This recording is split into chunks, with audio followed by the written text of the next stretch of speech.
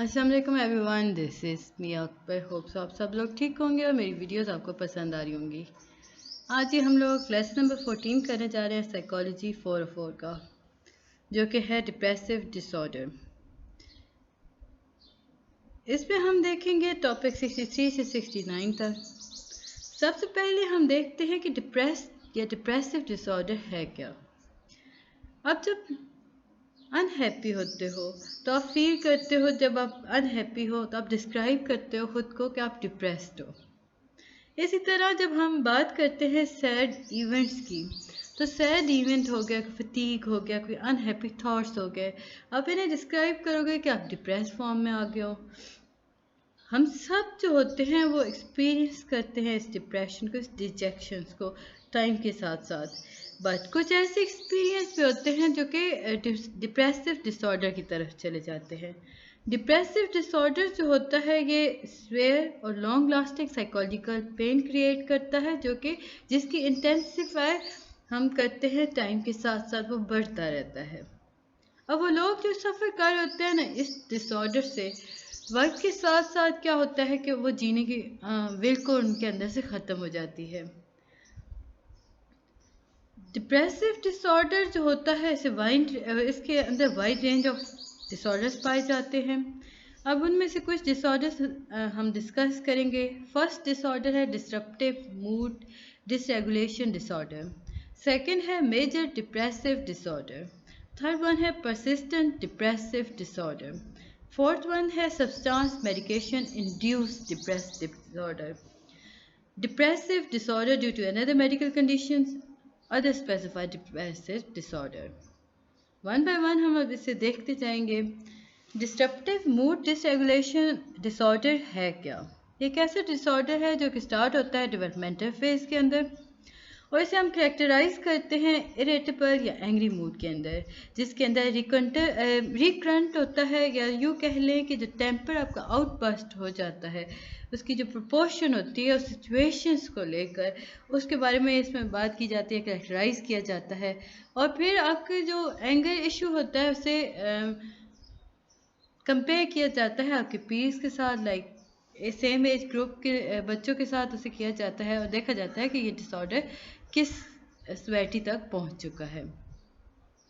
इसमें जो इम्पोर्टेंट आपके पास था वो था the temper outburst occur on average 3 और मोर टाइम पर वीक। हफ्ते में 3 या 3 से ज़्यादा टाइम आपका टेम्पर आउटबर्स्ट है, यानी आपको शदीद गुस्सा आता है। अब जो मूड होता है इस टेम्पर के, जैसे ये टेम्पर आउटबर्स्ट होता है ना, वो इरिटेबल हो जाता है, एंग्री होता है, पूरे दिन वो इंसान एंग्री रहेगा, या आप कह लो कि हर रोज़ ही वो आदमी एंग्री रहेगा, और ये दूसरे लोग उससे ऑब्जर्व कर लेते हैं। ये इसका एक मेजर था रिकग्नाइज करने का तरीका। इसके बाद ही हमारे पास सेकंड डिसऑर्डर आता है major depressive disorder. Topic 64। Major depressive disorder को हम क्लिनिकल डिप्रेशन भी कहते हैं, और इसमें लो मूड करेक्टराइज किया जाता है, इंटेंस फीलिंग होती हैं। अब ये जो इंटेंस फीलिंग होती हैं ये सैडनेस की होती हैं, और ये एक्सटेंडेड पीरियड ऑफ टाइम चल रही होती हैं। सो हम इसे कहते हैं major depressive disorder, MDD। MDD आता है तो याद रखिएगा कि मेजर डिप्रेसिव डिसऑर्डर है। अब डिप्रेसिव मूड जो होगा वो पूरा दिन रहेगा, एवरीडे, वही सारी इसकी भी इंडिकेशंस हैं। इसमें हम सब्जेक्टिव रिपोर्ट करेंगे, लाइक आप फील कर रहे हो सैड, खाली खाली, नाउमीद, और ये दूसरे लोग ऑब्जर्व कर रहे होंगे। आप जब दूसरों को देखोगे, लाइक आपकी आंखों से आंसू आना शुरू हो जाएंगे, तो ये सारी चीज़ें मेजर डिप्रेसिव डिसऑर्डर्स के अंदर आती हैं। आप खुद को आप बहुत मजलूम और ये सारा कुछ समझ रहे होते हो। इसके बाद ही मेरे पास इम्पोर्टेंट जो आता है वो है the occurrence of the major depressive episode is not better explained by ये अफेक्टिव डिसऑर्डर। हम बात कर रहे हैं स्टिक्टोफ्रीनिया के बारे में, तो हम देखते हैं कि स्टिक्टोफ्रीनिया फॉर्म डिसऑर्डर जो था उसकी और मेजर डिप्रेसिव डिसऑर्डर की कुछ क्वालिटीज सेम होती हैं।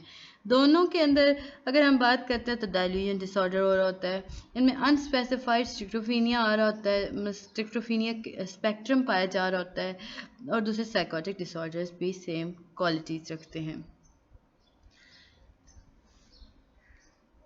इसके बाद ही हमें बताते हैं कि सिम्टम्स क्या हैं। अगर 2 वीक पीरियड है ना, अगर ये 5 सिम्टम्स परसिस्ट करते हैं ना 2 वीक पीरियड के अंदर, तो आपको डॉक्टर से रिव्यू करना होगा। फर्स्ट वन है at least one of the symptom is either, या तो आपका डिप्रेस मूड होगा या आप लॉस ऑफ इंटरेस्ट और प्ले कर रहे होंगे, सिग्निफिकेंट वेट लॉस हो रहा होगा या वेट गेन हो रहा होगा, इंसोमिनिया और हाइपरसोमिनिया हो रहा होगा, साइको को मोटर एगिटेशन हो रही होगी या रिटार्डेशन हो रही होंगी, फटीग हो रहा होगा, लॉस ऑफ एनर्जी हो रहा होगा। आपको बस कोई से 5 आने चाहिए, ये काफ़ी हैं आपके लिए।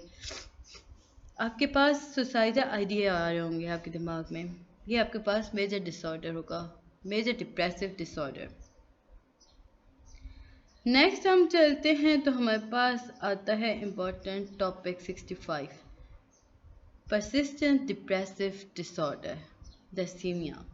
अब जब हम देखते हैं परसिस्टेंट डिप्रेसिव डिसऑर्डर को, तो ये इसकी ना बहुत सारी क्वालिटीज़ जो हैं वो मेजर डिप्रेसिव डिसऑर्डर के साथ मिलती हैं और कुछ थोड़ी डिफरेंस भी हैं। अगर हम इसका नाम देखें तो हमें पता चल जाता है कि इसके नाम से पता चला जो प्रॉब्लम है वो long time of period remain करती है, यानी कि आपका डिप्रेस मूड होगा और ये परसिस्ट करेगा और ये आपके पास होगा फॉर एटलीस्ट 2 ईयर्स, 2 साल से आप डिप्रेसिव मोड में हो और आपके पास आप हर चीज़ से खफा हो, हर चीज़ डिप्रेशन आपके पास बहुत ज़्यादा हो रही है, तो आप इसे लेके आओगे कि परसिस्टेंट डिप्रेसिव डिसऑर्डर के अंदर।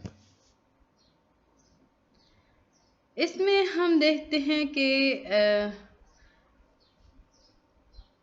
1 साल तक अगर आप देखो ना कि इरिटेबल आपका हो रहा है, आप इरिटेट हो रहे हो, आपका मूड ख़राब हो रहा है, ड्यूरेशन आपकी एटलीस्ट हो रही है 1 ईयर, तो आप देखोगे उसमें डिप्रेसिंग में 2 किस्म की चीज़ें होंगी, 2 या 2 से ज़्यादा किस्म की चीज़ें होती हैं। अब वो क्या है, पुअर एपिटेट होगा, ओवर ईटिंग होगी, या तो आप डिप्रेशन में हो तो आप खाना पीना छोड़ दोगे, या कुछ लोग होते हैं जो बहुत ज़्यादा खाना शुरू कर देते हैं।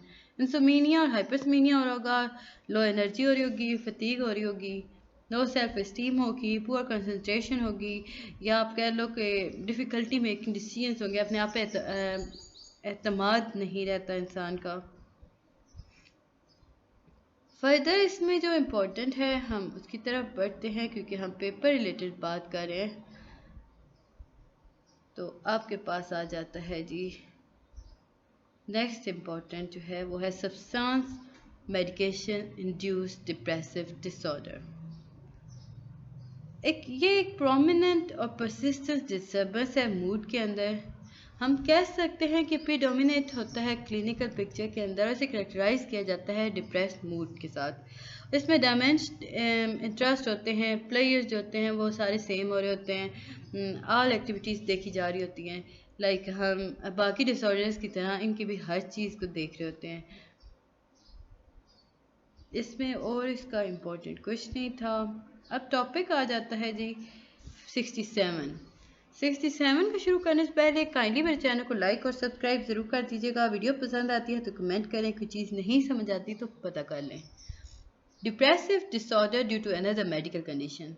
जब हम डिप्रेशन की बात करते हैं तो हमारे माइंड में आता है कि ये हमारे सामने आता है कि जनरल मेडिकल कंडीशंस भी तो हो सकती हैं जो अफेक्ट करती हैं बॉडी सिस्टम्स को। और लाइक अगर आप लॉन्ग टर्म इलनेस का शिकार हो, आपको बार बार पेन हो रहा है, आप उन पेन्स को ख़त्म करने के लिए जब मेडिकेशन करते हो, तो अब मेडिकेशंस क्या होगा, जब मेडिसिन ली आपने आप ठीक हो गए, लेकिन जैसे ही उस मेडिसिन का असर ख़त्म हुआ आप दोबारा से पेन में आ गए। अब इस पेन में आने की वजह से आपके पास डिप्रेसिव डिसऑर्डर्स आ गए, अब डिप्रेशन की तरफ बढ़ने शुरू हो गए। तो हम कह सकते हैं कि डिप्रेसिव डिसऑर्डर जो होते हैं वो मेडिकल कंडीशंस की वजह से भी हो रहे होते हैं। अब इसमें हम देखते हैं कि प्रोमिनेंट और persistent period of depress mood होता है, और इसे मतलब इसमें सेम वैसे ही होता है जैसे हम पहले डिसऑर्डर्स में देख चुके हैं, यानी कि प्लेयर एंड ऑल होगा, ऑलमोस्ट ऑल होगा, हर एक्टिविटीज़ होगी जो प्रीडोमिनेट हो रही होगी क्लिनिकल पिक्चर के अंदर। इसमें हम देखते हैं कि जो एविडेंस है उसकी हिस्ट्री क्या है, फिजिकल एग्जामिनेशन हो रहा होता है, लेबॉर्ट्री फाइंडिंग की जा रही होती है कि डिस्टर्बेंस आखिर है किधर। अब जो डिस्टर्बेंस होती है ना, याद रखिएगा वो एक्सक्लूसिवली अक्कर नहीं कर रही होती, ये डेलड्रम के दौरान हो रही होती है। डेलड्रम हम लोगों ने देखा कि डिलीजन्स के अंदर आ रहे होते हैं, तो ये उसके अकॉर्डिंग चल रहा होता है। इसमें स्पेसिफायर अगर देखें ना कि हम इसे कैसे डायग्नोज कर सकते हैं, तो हम देखेंगे कि डिप्रेसिव फीचर्स को देखकर, मेजर डिप्रेसिव लाइक एपिसोड्स को देखकर, विद मिक्स्ड फीचर्स को देखकर। इसके बाद है जी अदर स्पेसिफाइड डिप्रेसिव डिसऑर्डर। ये डिसऑर्डर्स जो होते हैं ये तब डायग्नोज किए जाते हैं जब आपके पास डिप्रेसिव डिसऑर्डर के सिम्टम्स आ चुके होते हैं। फिर देखा जाता है कि वो जो डिस्ट्रेस आपके पास आया था, जो सिग्निफिकेंट डिस्ट्रेस था या इम्पेयरमेंट थी, वो प्रीडोमिनेट है या नहीं, क्या वो सारे फीचर्स के फुल क्राइटेरिया को फुलफिल कर रही है या नहीं। तो अगर कर रही है तो हम उसे इस स्टेज पे ले आते हैं। अब टॉपिक 68 है न्यूरोबायोलॉजिकल फैक्टर। न्यूरोबायोलॉजिकल फैक्टर के अंदर हमें बताया जाता है जो मोनोजाइगोटिक दो तरह के ट्विन्स होते हैं, एक होता है डाइजाइगोटिक, एक होता है मोनोजाइगोटिक। मोनोजाइगोटिक ट्विन्स जो होते हैं वो आइडेंटिकल ट्विन्स कहलाते हैं। डाइजाइगोटिक ट्विन्स जो होते हैं वो फ्रेटर्नल ट्विन्स कहा जाता है और इनके पास हेरिडिटी होती है। स्टडीज से पता चला कि जो हायर कॉन्कर्डेंस था वो मोनोजाइगोटिक के अंदर पाया जाता था कि वो मेजर डिप्रेसिव डिसऑर्डर का जल्दी शिकार हो जाते हैं। जेनेटिक वेरिएबिलिटीज़ को देखा जाए तो हमें पता चलता है कि वो खुद को एक्सप्रेस करते हैं हर एनवायरनमेंट के फैक्टर्स को देखकर, ताकि वो उसे फैसिलिटेट कर सकें। अब जब एनवायरनमेंट जो है वो डिप्राइव एनवायरनमेंट है, तो अब्यूसिव सराउंडिंग है, स्ट्रेसफुल सिचुएशन है, तो वो क्या करेंगे, जेनेटिक वेरिएबिलिटीज़ जो होंगे वो उनके इन्फ्लुएंस हो जाएगा उन पर एक्सप्रेशन के दौरान। तो हमें पता चला कि स्टडीज़ जो है ना, अडॉप्शन स्टडीज़ जो हैं वो बताती हैं कि मॉडर्स्ट हेरिडिटी जो होती है वो डिप्रेसिव डिसऑर्डर्स की तरफ लेके जाती है। न्यूरोकेमिकल चेंजेस हो रहे होते हैं हमारे ब्रेन के अंदर, तो हम कह सकते हैं कि न्यूरोट्रांसमीटर की जब हम स्टडीज़ करते हैं तो इसमें हमें पता चला कि मूड डिसऑर्डर्स के अंदर न्यूरोट्रांसमीटर का बहुत बड़ा हाथ होता है। न्यूरोप्रीफ्राइन हमारे पास होते हैं, डोपामाइन हो जाते हैं, सेरोटोनिन हो जाते हैं, ये सारे हमारे पास मूड पे काफ़ी ज़्यादा अफेक्ट करते हैं। इसके बाद ही हम इसके स्पेसिफाइड सोशल फैक्टर्स देखते हैं। अब वो लोग जो एक्सपीरियंस कर रहे होते हैं ना स्ट्रेसफुल लाइफ इवेंट को, वो उनके अंदर फाइनेंशियल लॉस हो रहा होता है, वो दूसरों को अपने से ज़्यादा बेहतर समझ रहे होते हैं, ह्यूमिलेशंस हो रही होती हैं जो कि डेवलप करती हैं डिप्रेशन को। डायथेसिस स्ट्रेस मॉडल कंसिडर करता है प्री एग्जिस्टिंग वेरिएबिलिटीज़ को, जिसके अंदर हम स्ट्रेसेस को ले रहे होते हैं, डायथेसिस को देख रहे होते हैं। जब हम इनकी वेरिएबिलिटीज़ को देखते हैं तो जो वेरिएबिलिटी है वो पता हमें ये चला कि जो वेरिएबिलिटी है वो स्ट्रेस बनाती है, क्योंकि वो स्ट्रेसेस को फेस कर रहे होते हैं। इसके बाद ही हमारे पास आता है टॉपिक 69। इसमें हम साइकोलॉजिकल फैक्टर्स देखते हैं। जब हमने बात की न्यूरोटिसिज्म की तो हमने देखा जो पर्सनैलिटी ट्रेट होता है किसी भी पर्सन का, उसके अंदर एंजाइटी प्रोन हो रहे होते हैं। न्यूरोटिसिज्म जो है ये एक ऐसी वल्नरेबिलिटी फैक्टर है जो प्रिडिक्ट करती है ऑनसेट ऑफ डिप्रेशन। इसमें हम लॉन्गिट्यूडनल स्टडीज़ कर रहे होते हैं जो कि सजेस्ट करती हैं न्यूरोटिसिज्म को, जिसमें पर्सनैलिटी ट्रेट जो होता है वो इन्वॉल्व करता है टेंडेंसी को जो कि किसी भी इवेंट को रैक कर रही होती है। अब ये जो रिएक्शंस हो रहे होते हैं ना, ये ग्रेटर देन एवरेज हो रहा होता है, यानी ये नेगेटिव इफेक्ट्स लेके आ रहे होते हैं। फिर आपके पास आता है कॉग्निटिव बायसेस। अगर कॉग्निटिव थ्योरीज देखा जाए ना, तो नेगेटिव थॉट्स जो बिलीफ जो होते हैं ये डिप्रेशन के मेजर काजेज होते हैं।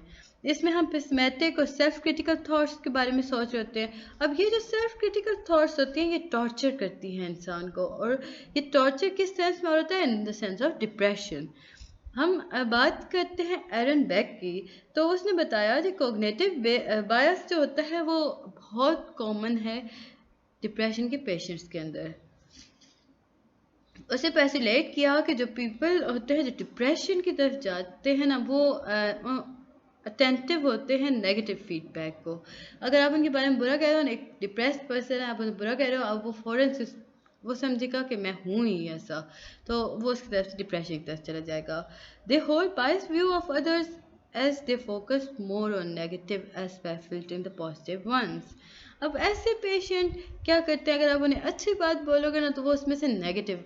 अब ये देखें कॉमन सी चीज़ है, अब जब डिप्रेशन का शिकार होते हो ना, एक स्टेज ऐसी आती है जिस पे आप आके आपको लगता है कि हवा ने भी आपको छुआ, तो हवा की गलती थी, उसे मैं ही मिला था छूने के लिए, मैं ही क्यों, ये जो मैं ही क्यों होता है वो इस कॉग्निटिव बायसेस के अंदर आ रहा होता है।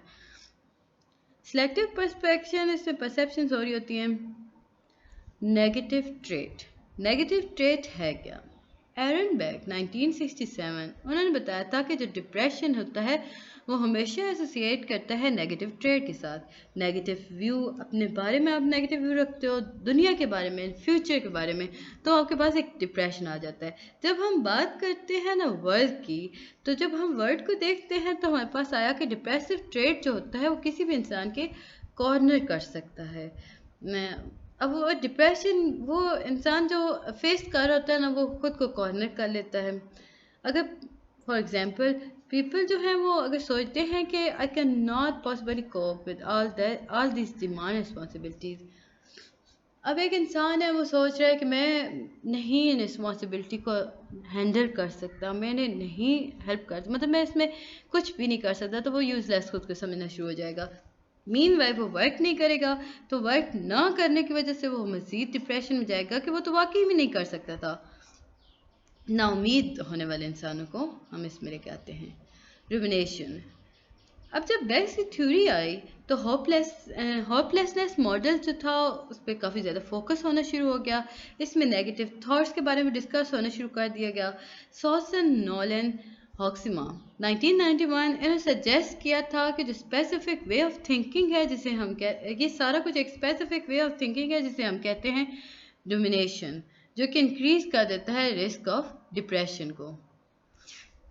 अब रूमिनेशन जो होते हैं यानी रूमर्स, एक रूमर्स होते हैं लाइक जो लोग कर रहे होते हैं ना, रूमर्स आपको उर्दू में कहेंगे हम इन्हें रूमिनेशंस को ना, इन्हें हम डिफाइन चले देख लेते हैं। डिफाइन हम करते हैं कि रिपीटेटिवली डिवेल और सैड एक्सपीरियंस और थॉट्स।